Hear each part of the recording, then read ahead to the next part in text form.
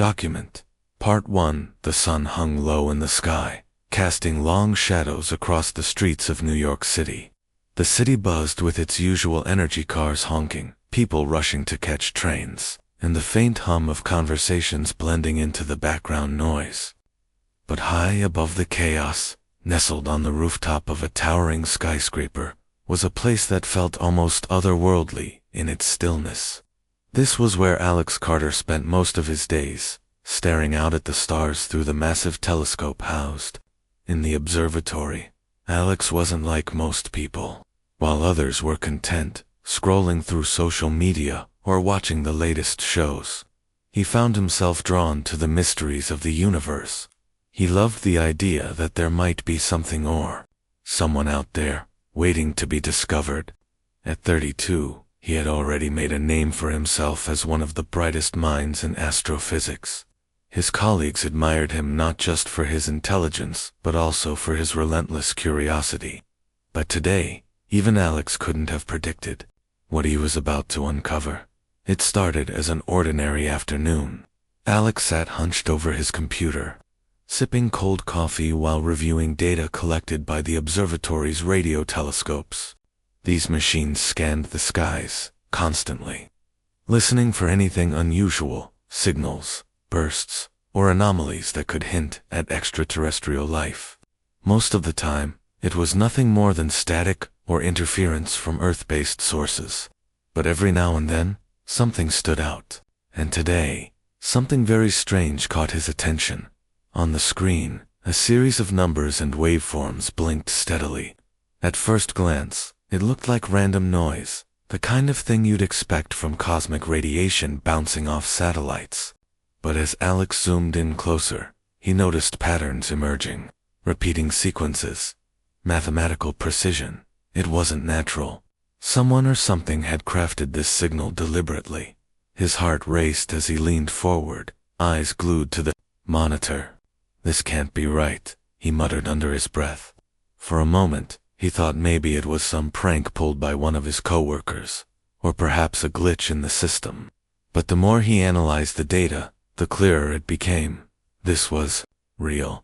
He called Emily Foster, a linguist who specialized in decoding complex languages, including those potentially used by aliens. Emily was known for her sharp mind and quick wit, qualities that often clashed with Alex's more methodical approach. Still, they worked well together, their differences complementing each other. "Emily, you need to see this," Alex said when she answered the phone. His voice trembled slightly, betraying his excitement. "What is it this time?" Emily replied, her tone teasing. "Another false alarm? No, I'm serious. Something big. Get up here." Within 20 minutes, Emily arrived at the observatory, carrying a tablet filled with tools designed to analyze unknown signals. She took one look at the data on Alex's screen and raised an eyebrow. "Okay, this actually looks promising. Let me take a closer look." 4 hours. The two of them pored over the information, running simulations and cross-referencing the signal against known phenomena. Slowly but surely, they began to piece together fragments of meaning. What they found sent chills down their spines. "It's a message," Emily said finally, breaking the silence. Her voice was calm, but her hands shook as she adjusted her glasses. "Not just any message, a warning." Alex frowned. "A warning? From who?" "That part's unclear, but listen to this." She tapped a few keys, and the signal played. Back through the speakers, it was a series of tones and pulses, rhythmic and deliberate. Using software she'd developed, Emily translated the sequence into text. On the screen appeared a single sentence: **** cease all interstellar expansion or face consequences. ****. The room fell silent. Alex stared at the words, trying to process what they meant. Was this some kind of hoax? A test run by a rival nation? Or was it exactly what it seemed? Contact from an alien civilization? "This changes everything," Alex whispered. Word of the discovery spread quickly. By evening, the United Nations Space Council, UNSC, had been alerted. Rachel Hayes, a seasoned diplomat tasked with handling humanity's growing presence in space, received the news during a routine meeting in Geneva. At 35, Rachel had dedicated her career to bridging divides between nations, ensuring that Earth's ventures beyond its atmosphere remained peaceful. She was smart, resourceful, and fiercely determined, but nothing could have prepared her for this. When she read the report detailing the signal, her stomach churned. If the message was genuine, it meant humanity wasn't alone in the universe and whoever was out there didn't approve of Earth's actions. The implications were staggering. Rachel wasted no time calling an emergency session with world leaders. Representatives from every major country gathered in a secure conference room, their faces tense as they listened to the scientists explain the situation. Some were skeptical, dismissing the signal as a fabrication or a misinterpretation. Others were visibly shaken, whispering among themselves about the potential dangers. "We can't ignore this," Rachel insisted, standing at the head of the table. Her voice carried authority, cutting through the murmurs. "Whether we believe it or not, the fact remains that someone or something is trying to communicate with us. We owe it to ourselves and to future generations to respond responsibly." But agreeing on a course of action proved difficult. The United States and several European nations argued for caution, urging humanity to halt all deep space missions until the source of the message could be identified. Meanwhile, countries like China and Russia pushed back, insisting that backing down would make Earth appear weak. Tensions flared as debates grew heated. Throughout it all, Rachel struggled to maintain order. She knew the stakes were higher than anyone realized. If the message was indeed a threat, ignoring it could lead to catastrophic consequences. Yet, if humanity panicked and retreated, it might lose its chance to explore the stars forever. As the meeting dragged on late into the night, Alex and Emily monitored the signal closely. They detected additional layers embedded within it, coordinates pointing to a distant star system. When they shared this new information with Rachel, her expression darkened. "We need to investigate," she said firmly. "Send a probe. Find out what's waiting for us out there." And so, plans were set in motion. Humanity stood on the brink of its greatest challenge yet, unaware of how deeply the events unfolding would shape its destiny. For now, all they could do was wait and hope that whatever lay ahead wouldn't spell the end of their journey among the stars. Document Part 2. The days following the discovery of the alien signal were a whirlwind of activity. News of the warning spread like wildfire, sparking debates in living rooms, classrooms, and government chambers around the world. For many, it was the first time they had truly considered the possibility of intelligent life beyond Earth. Some dismissed it as a hoax or an elaborate prank, while others viewed it as proof that humanity wasn't alone in the universe. But for Alex Carter and Emily Foster, the reality of the situation weighed heavily on their minds. Alex couldn't shake the feeling that they were standing on the edge of something monumental. Every time he replayed the signal in his head, he felt a mix of awe and unease. The message was clear. Someone out there didn't want humanity exploring space, but who and why?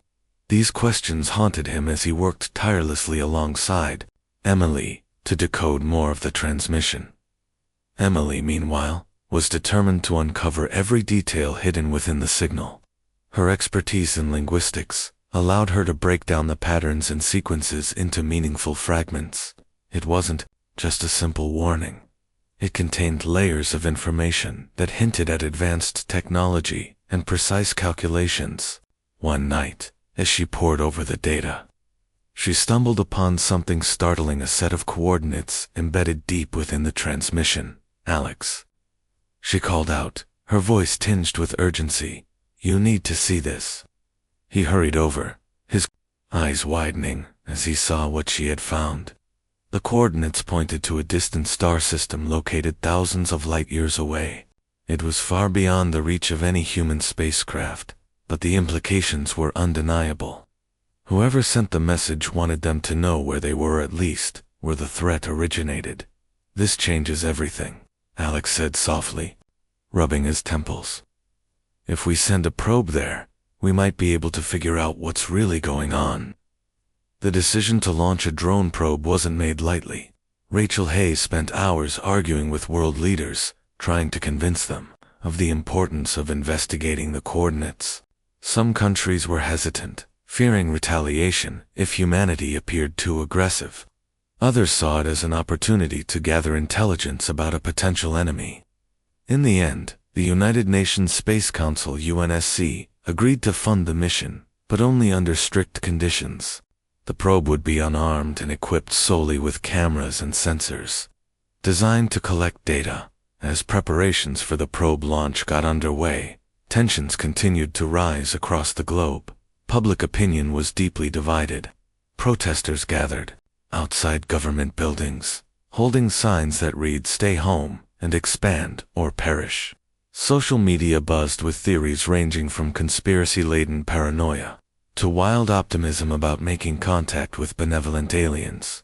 Meanwhile, scientists scrambled to analyze every aspect of the signal, hoping to glean more clues about its origins. Rachel found herself caught in the middle of it all.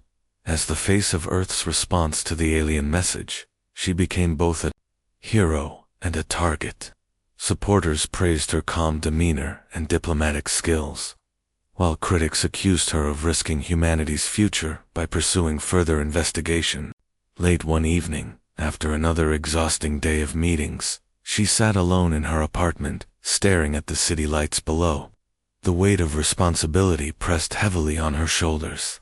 She knew that whatever happened next would define not just her legacy, but the fate of the entire planet.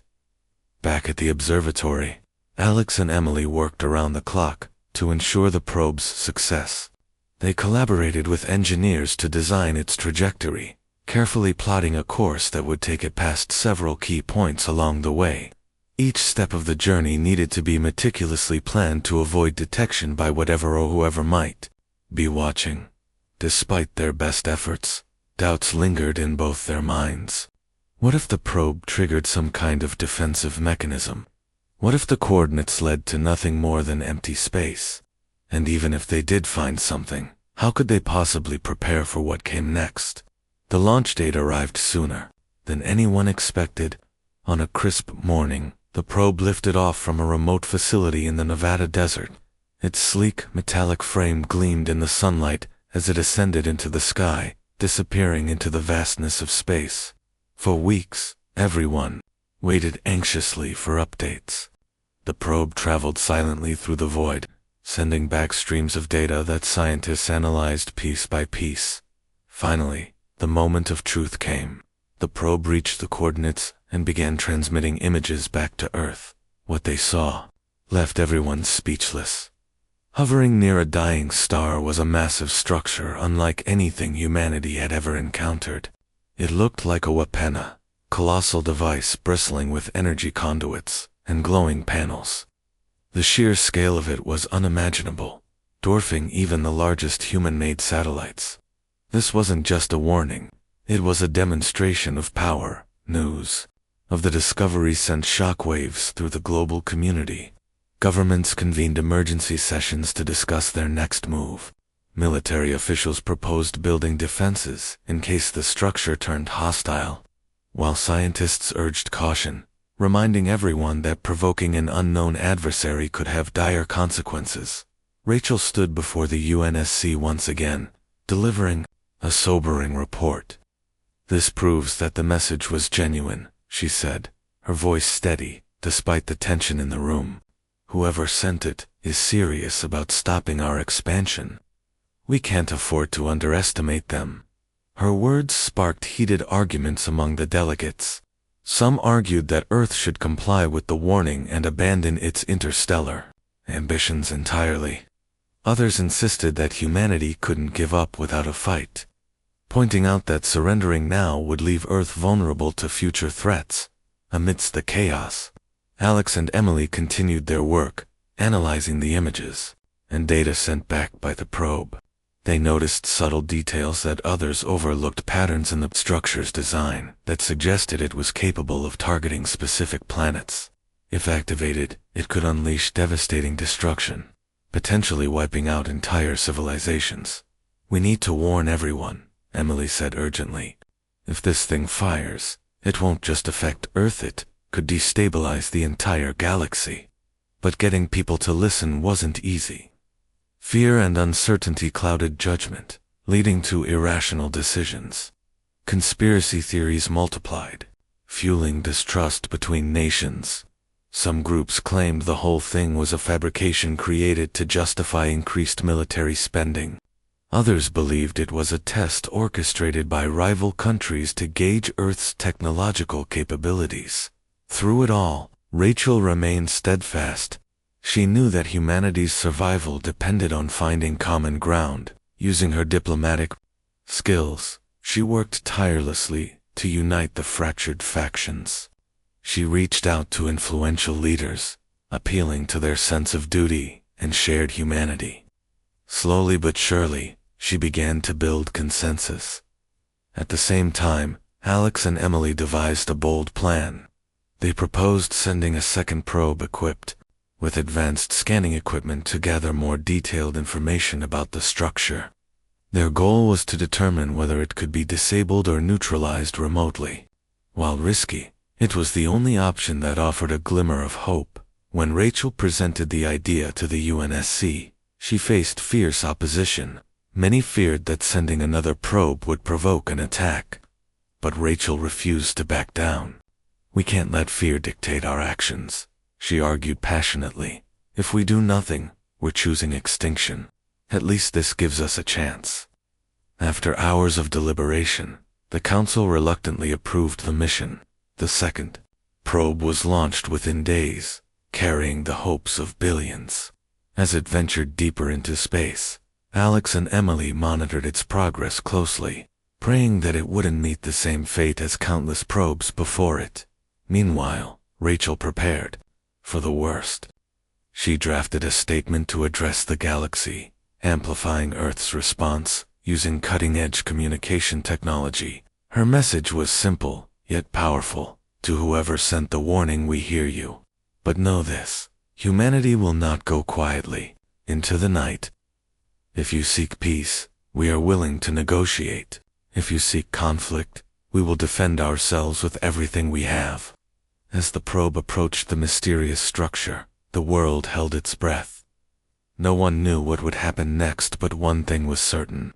Humanity had crossed the threshold, stepping boldly into the unknown. Whether it would emerge stronger or face annihilation remained to be seen. Document Part 3. The second probe's journey to the mysterious structure was fraught with tension.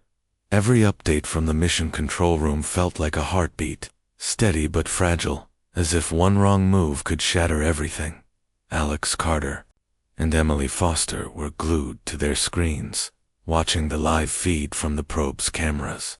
The images grew clearer with each passing hour, revealing intricate details of the colossal weapon-like structure orbiting the dying star. Its surface shimmered with an eerie glow, pulsating faintly as though alive. It wasn't just a machine, it seemed almost sentient, waiting for something. For weeks, humanity had been holding its collective breath. Governments around the world had issued statements urging calm, but fear spread faster than reassurance. People huddled in front of televisions and scrolled through endless news feeds, searching for answers that no one could provide. Protests erupted in major cities, with crowds chanting slogans ranging from "Save our planet" to "Fight back." Conspiracy theories multiplied online, some claiming the signal was a hoax, others insisting it was part of a secret government experiment. Amid the chaos, Rachel Hayes worked tirelessly to keep the peace, her voice a constant presence in press conferences and diplomatic meetings. Rachel knew she couldn't afford to show weakness. As Earth's representative to the galaxy, she carried the hopes and fears of billions on her shoulders. She spent long nights drafting speeches, consulting with scientists, and negotiating with world leaders. Her apartment became a makeshift office, cluttered with papers and half-empty coffee cups. Despite the exhaustion etched into her face, she remained resolute. Humanity needed a leader now more than ever, and she refused to let them down. Meanwhile, Alex and Emily uncovered new information about the structure. By analyzing the data sent back by the first probe, they discovered that the device operated on principles far beyond human understanding. Its energy source appeared to be linked directly to the dying star it orbited, siphoning power from the collapsing core. This meant the structure was not only massive, but also incredibly efficient, a testament to the advanced technology of whoever built it. But there was something else. Buried within the transmission that had first warned Earth lay another layer of encoded information. Emily spotted it late one night, when she decided to run the signal through a different algorithm. What she found chilled her to the bone. The message contained detailed schematics not of the structure itself, but of what it could do. If activated, the weapon would release a wave of energy, capable of annihilating entire planets. The coordinates embedded in the signal weren't just a location, they were a target list. "We have to tell Rachel," Emily said urgently, shaking Alex awake. He had dozed off at his desk, his head resting on a stack of papers. Blinking groggily, he looked at her screen and immediately understood the gravity of the situation. "This isn't just a warning," Alex murmured, rubbing his eyes. "It's a countdown." They contacted Rachel immediately, sharing the grim discovery.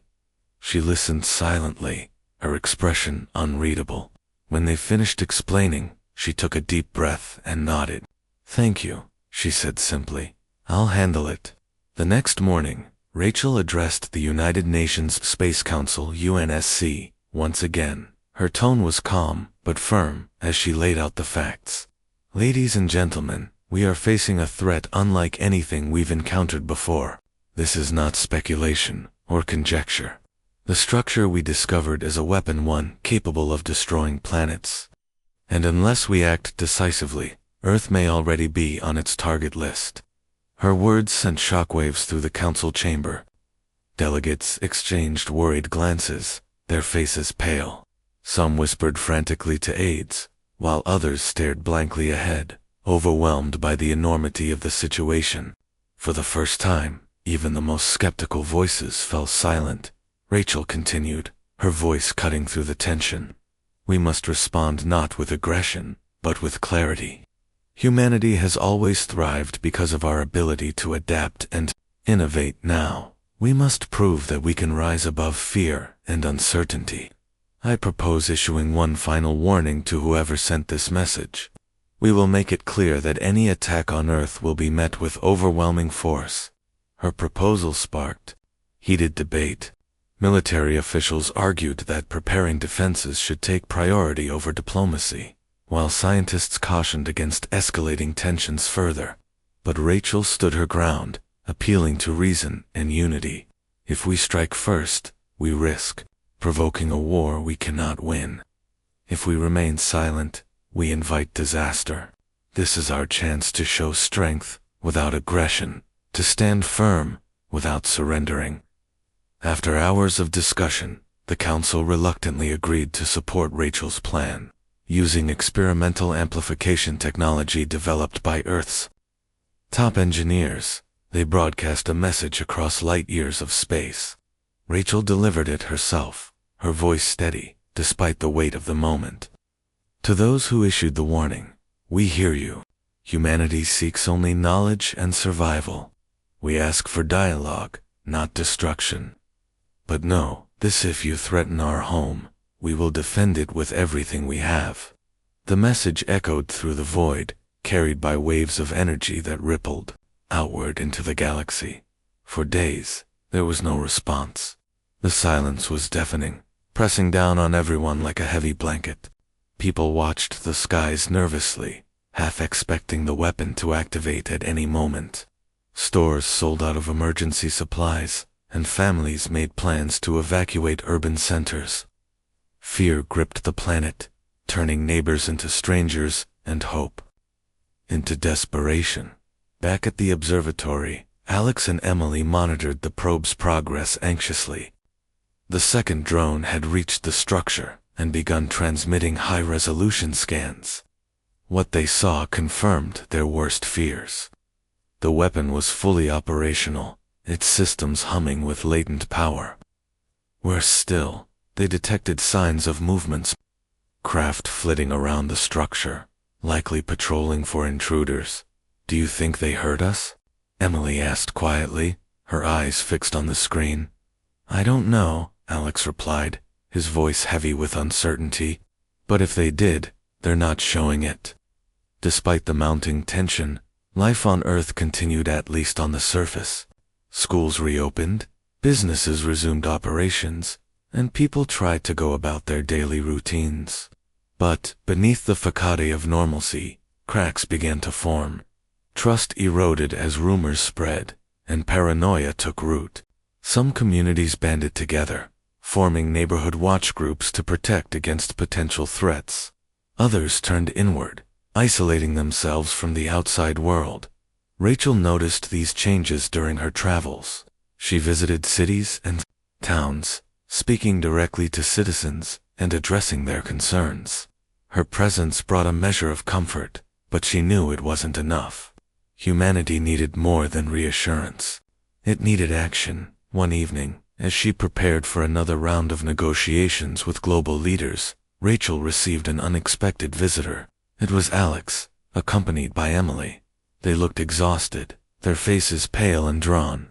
Without preamble, Alex handed her a folder filled with fresh data. "We think we've figured out how the structure works," he said bluntly, "and we might be able to disable it remotely." Rachel raised an eyebrow, intrigued. "Go on," Emily explained their findings. By studying the schematics, hidden in the original signal, they had identified a potential vulnerability in the weapon's design. A specific frequency of electromagnetic pulses could disrupt its power flow, temporarily disabling key systems. While risky, it offered a non-aggressive way to neutralize the threat. "It's worth considering," Rachel said after a moment of thought, "but we'll need approval from the council." She arranged an emergency meeting, presenting the idea to the UNSC delegates. Predictably, opinions were divided. Some viewed it as a reckless gamble that could provoke an attack, while others saw it as a viable solution. In the end, Rachel's persuasive arguments tipped the scales in favor of moving forward. With the council's blessing, Alex and Emily set to work refining their plan. Engineers scrambled to modify the second probe, equipping it with a transmitter capable of emitting the required frequency. Time was of the essence. Every delay increased the risk of detection by whatever forces guarded the structure. As the modified probe approached its target, the team braced themselves for the outcome. Success would buy humanity valuable time to negotiate with the unknown civilization. Failure could mean annihilation. Either way, the stakes had never been higher. Rachel watched the live feed from Mission Control, her hands clasped tightly together. Beside her, Alex and Emily sat rigid, their eyes glued to the monitors. The probe aligned itself with the structure, its sensors locking on to the designated frequency. Then, with a single command, the transmission began. For several agonizing seconds, nothing happened. Then, suddenly, the structure's glow dimmed, panels flickered, and energy conduits pulsed erratically. Cheers erupted in the control room as the team realized the plan had worked, at least temporarily. The weapon systems were offline, leaving it vulnerable, but their celebration was short-lived. Moments later, a fleet of alien ships emerged from the shadows surrounding the structure in a protective formation. Their sleek, angular designs gleamed menacingly in the starlight, exuding an aura of power and precision. Humanity's brief moment of triumph quickly gave way to dread. Document. Part 4. The appearance of the alien fleet sent shockwaves through Mission Control. Alex Carter and Emily Foster froze in their seats, staring at the monitors as the sleek ships took up positions around the massive structure. Their designs were unlike anything humanity had ever seen: smooth, angular, and glowing faintly with an inner light that pulsed rhythmically. It was clear these vessels weren't just tools. They were extensions of a highly advanced civilization. Rachel Hayes watched the scene unfold from the edge of the room, her face pale but composed. She knew this moment would come eventually, but she hadn't expected it to happen so soon or so dramatically. The aliens' arrival confirmed one thing: Earth's actions had been noticed. Whether that meant salvation or destruction remained to be seen. "Are they attacking?" someone asked nervously, breaking the silence. "No," Alex replied after a tense pause. He pointed to the readings on his screen. "Their weapons systems are inactive for now. They're just watching." Emily leaned closer to her monitor, analyzing the data streaming in from the probe. "They're scanning us," she said quietly. "Every ship is emitting some kind of signal, like they're trying to figure out who we are." The team exchanged uneasy glances.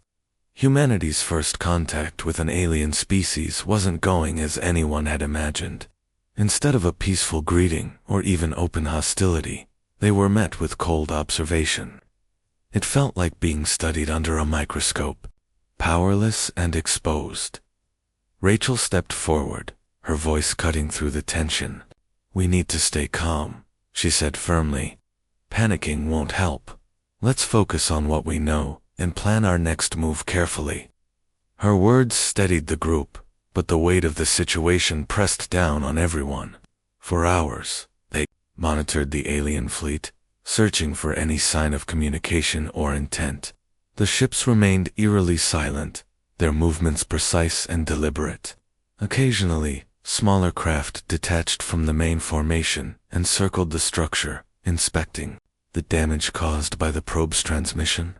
It was clear they were assessing the situation, but to what end? Meanwhile, news of the encounter spread rapidly across Earth. Governments scrambled to respond, while media outlets broadcast live updates around the clock. People gathered in front of televisions and smartphones, their faces filled with awe and fear. Social media exploded with speculation, ranging from optimistic predictions of peaceful contact to doomsday scenarios involving planetary annihilation.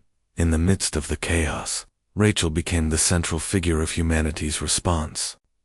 Reporters hounded her for statements, and world leaders bombarded her with questions. She handled each request with patience and professionalism, knowing that panic could unravel everything they had worked for. Her message was consistent: "We don't know their intentions yet, but we must prepare for all possibilities." Back at the observatory, Alex and Emily continued their analysis of the alien fleet, using the probe's sensors. They gathered as much information as possible about the ship's design, energy signatures, and behavior patterns. What they discovered was both fascinating and unsettling. The vessels appeared to be powered by the same energy source as the structural link to the dying star's collapsing core. This suggested that the aliens had mastered a form of technology far beyond human capabilities, tapping into forces that Earth's scientists barely understood. "They're not here to negotiate," Emily said grimly as she reviewed the data. "Look at how they're positioned. They're guarding that structure like it's sacred." Alex nodded, his brow furrowed in thought. Maybe it is. If that weapon is their way of enforcing order in the galaxy, then disabling it temporarily might have crossed a line. Rachel overheard their conversation and joined them at the workstation. "Do you think they'll retaliate?" "It's hard to say," Alex admitted. "But if they wanted to attack, they would have done it already. Right now, they seem more interested in figuring out who we are." "That doesn't make me feel much better," Rachel muttered, rubbing her temples. "If they decide we're a threat, they won't hesitate to act." As the hours turned into days, the alien fleet showed no signs of leaving. Their presence loomed large in the minds of everyone on Earth, casting a shadow over daily life. Cities grew quieter, streets emptier, as people stayed indoors, glued to their screens. Schools extended closures, businesses scaled back operations, and governments implemented emergency protocols in case of an attack. The world braced itself for the unknown. Despite the growing unease, Alex and Emily refused to give up. They pored over every scrap of data collected by the probe, searching for clues about the aliens' intentions. One night, as they reviewed footage of the smaller craft circling the structure, Emily noticed something unusual. A faint symbol etched onto the side of one of the ships seemed to match patterns found in the original warning signal. "Wait a second," she said, zooming in on the image. "Doesn't this look familiar?" Alex squinted at the screen, then grabbed a copy of the decoded message. Sure enough, the symbol matched part of the encoded layer they had uncovered earlier. "You're right," he said, excitement creeping into his voice. This could be their way of identifying themselves. The discovery sparked new hope. If the aliens were using symbols tied to the warning, it might mean they were open to dialogue if approached correctly. Rachel seized on the idea, proposing a bold plan to establish communication, using the same frequency that disrupted the structure's systems. She suggested transmitting a simple mathematical sequence, a universal language often used in attempts to contact extraterrestrial life. "This isn't about proving ourselves," Rachel explained during a late-night strategy session. "It's about showing them we're intelligent, capable of reason. That's our best chance at avoiding conflict." The team agreed, and preparations began immediately. Engineers modified the probe's transmitter to send the sequence repeatedly, ensuring it would reach the alien fleet. As the transmission went live, the room fell silent, everyone holding their breath. Minutes passed, then hours, with no response. Just when hope began to fade, one of the alien ships moved. It drifted slowly toward the probe, its surface shimmering as panels shifted and rearranged themselves. Then, suddenly, it emitted a burst of light, a series of pulses that mirrored the mathematical sequence sent by Earth. The team erupted in cheers. Their exhaustion momentarily forgotten. "They're responding," Emily exclaimed, tears welling up in her eyes. "They understand us." Rachel allowed herself a small smile, though caution still lingered in her expression. "This is a start," she said, "but it's only the beginning. We need to keep building trust." Over the next few days, communication between Earth and the alien fleet became more frequent. Each exchange built on the last, progressing from simple numbers to complex equations, and eventually basic images. Through trial and error, Alex and Emily deciphered fragments of meaning, piecing together glimpses of the aliens' culture and history. They learned that the species called themselves the Varnok Collectiva Coalition of Civilizations, united by a shared goal of maintaining balance in the galaxy. According to the fragmented messages, the Varnok believed that unchecked expansion by younger races often led to chaos and destruction. Their role was to enforce limits, ensuring that no single species grew powerful enough to destabilize the fragile equilibrium. When humanity began venturing beyond its solar system, the Varnak saw it as a potential threat, one that needed to be contained. "They're not evil," Alex said thoughtfully as he reviewed the latest translation. "Just cautious.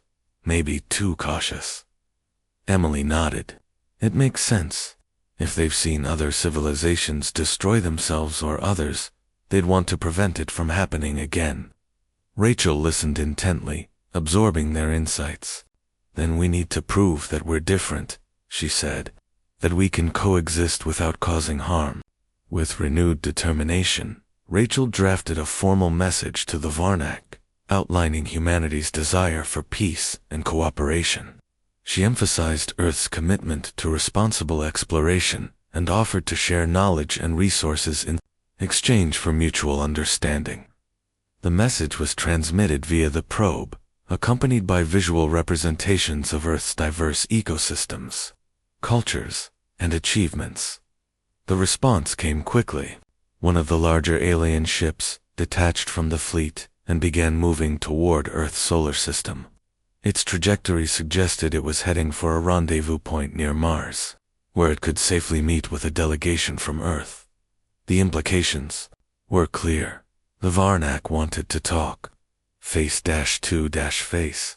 News of the impending meeting sent waves of excitement and anxiety across the planet. Some celebrated the prospect of peaceful contact, while others feared it was a trap. Rachel worked tirelessly to reassure the public, emphasizing the importance of diplomacy. This is our chance to show the galaxy what humanity is truly capable of, she told reporters during a press conference. Not just strength, but wisdom. As preparations for the meeting got underway, Alex and Emily continued their work, refining the communication protocols and analyzing every detail of the Varnak's transmissions. They knew the stakes were higher than ever. Success would mean a new era of cooperation and discovery. Failure could mean the end of humanity's dreams among the stars. Document. Part 5. The day of the meeting arrived, and Earth held its breath. The Varnak ship loomed large in the skies near Mars, its sleek form casting a shadow over the red planet's barren surface.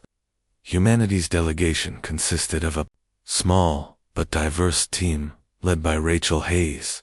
Alongside her were Alex Carter, Emily Foster, and a handful of scientists, engineers, and diplomats chosen for their expertise and calm under pressure. They traveled aboard a modified spacecraft designed to withstand any potential threats, while also serving as a symbol of Earth's technological progress. As the human vessel approached the Varnak ship, the tension aboard was palpable. Rachel stood at the front of the cabin, her hands clasped tightly together. She had rehearsed this moment countless times in her mind, but nothing could fully prepare her for what lay ahead. Beside her, Alex and Emily exchanged nervous glances, their excitement tempered by the weight of responsibility. The Varnak ship dwarfed Earth's craft, its surface shimmering with an iridescent glow that seemed almost alive. As the two vessels aligned, a portal opened on the side of the alien ship, revealing a docking bay bathed in soft, pulsating light. The humans guided their craft inside, their sensors scanning for any signs of danger. So far, everything appeared peaceful, but appearances could be deceiving. Once docked, the team donned protective suits equipped with translation devices linked to the communication protocols developed by Alex and Emily. These devices would allow them to understand and respond to the Varnak's language in real time. With a final check of their equipment, they stepped out into the alien ship, greeted by an eerie silence broken only by the faint hum of machinery. Waiting for them was a towering figure, unlike anything humanity had ever seen. Standing nearly 3 meters tall, the creature was insectoid in appearance, its exoskeleton gleaming with metallic hues. Multiple limbs extended from its torso, some ending in delicate appendages resembling tools or instruments. Its head was elongated, with large, multifaceted eyes that reflected light like prisms. Despite its intimidating presence, there was an air of calm authority about it. "I am Kale Varric," the creature said, its voice resonating through the translator device in deep, melodic tones. "Leader of the Varnak Collective. You have come, seeking answers." Rachel stepped forward, her heart pounding but her voice steady. "Thank you for agreeing to meet with us," she began. "My name is Rachel Hayes, and I speak on behalf of humanity. We wish to understand your warning and to assure you that we seek only knowledge and peace." Kale Varric tilted its head slightly, studying her with those piercing eyes. "Your actions contradict your words," it replied. "You expand recklessly, consuming resources and disrupting systems without regard for consequences. This pattern has led others before you to ruin." Rachel hesitated, searching for the right response. "We are young, still learning our place in the galaxy. Our mistakes stem not from malice but from ignorance. If given the chance, we can grow wiser." The alien leader paused, considering her words. Then it gestured toward a nearby console, which lit up with holographic projections.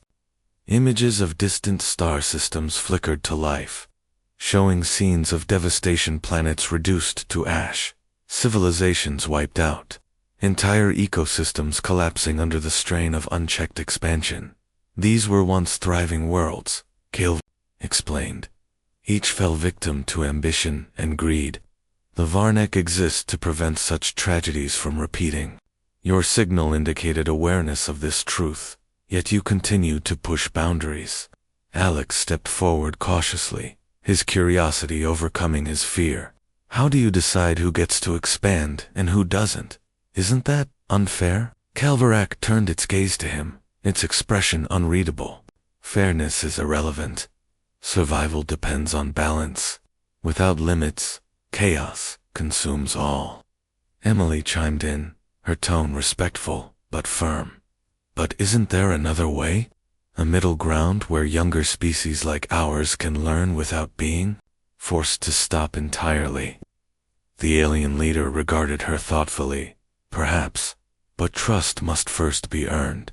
Actions speak louder than words. Rachel seized the opportunity to steer the conversation toward solutions. What would it take to earn your trust? How can we prove ourselves? Cale Varric's response was measured. Demonstrate restraint. Show that you value harmony over conquest. And above all, respect the rules set forth by the collective. The discussion continued for hours, each side probing the other's intentions. Rachel emphasized humanity's capacity for innovation and cooperation, citing examples of how Earth had overcome challenges through unity. Calvarac listened intently, occasionally interjecting with questions that tested the sincerity of their claims. At one point, Alex presented visual data collected from Earth's probe, highlighting the vulnerability of the structure orbiting the dying star. He framed it not as a threat, but as evidence of their shared interest in preserving stability. If something were to happen to that weapon, he suggested carefully, it could destabilize the very order you're trying to protect. Calvarac's eyes narrowed slightly, though whether in suspicion or approval was unclear. You are observant, it acknowledged. Such insight may serve you well if directed wisely. By the end of the meeting, both sides agreed to establish a temporary truce. The Varnak would withdraw their fleet and suspend enforcement of their ultimatum, provided humanity halted all deep space exploration until further negotiations could take place. In return, Earth promised to submit regular reports detailing its activities and demonstrate tangible efforts toward sustainable growth. As the delegation prepared to leave, Rachel extended her hand in a gesture of goodwill. Calvarac studied it for a moment before mimicking the motion, its limb brushing hers lightly. It was a small act, but one laden with significance, a bridge between two vastly different civilizations. Back aboard their ship, the team exhaled collectively, the weight of the encounter beginning to lift. For the first time in weeks, hope felt tangible. We did it, Emily whispered, her voice trembling with relief. They're giving us a chance. Rachel nodded, though her expression remained thoughtful. For now, but this is just the beginning. We need to prove ourselves every step of the way. As the human vessel departed the Vornak ship, the alien fleet began to disperse, retreating into the depths of space. Earth's leaders hailed the outcome as a victory, but Rachel knew better. Trust wasn't built overnight, and the road ahead would be fraught with challenges. Still, she allowed herself a moment of quiet pride. Humanity had taken its first step toward coexistence, a fragile but vital foothold in the galaxy. When they returned to Earth, the news of the successful meeting spread like wildfire. Crowds gathered in city squares, cheering and celebrating the reprieve. Social media buzzed with messages of gratitude and optimism, though skepticism lingered among some corners.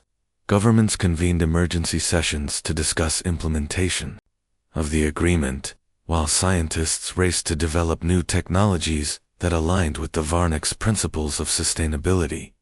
For Alex and Emily, the experience reinforced their belief in the power of curiosity and collaboration. They threw themselves into their work with renewed vigor, analyzing every detail of the encounter and preparing for future interactions. Their partnership grew stronger, forged in the crucible of uncertainty. Rachel, meanwhile, found herself reflecting on the broader implications of what had transpired. The Varnik's warnings had forced humanity to confront uncomfortable truths about its behavior, necessary reckoning if they hoped to thrive among the stars.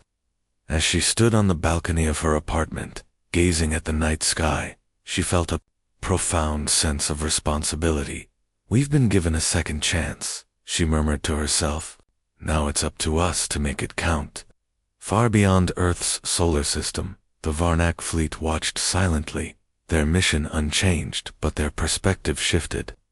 Humanity had proven itself unpredictable, capable of both destruction and diplomacy. Whether this new alliance would endure remained to be seen, but for now, the galaxy breathed a little easier, its fragile balance preserved for the moment.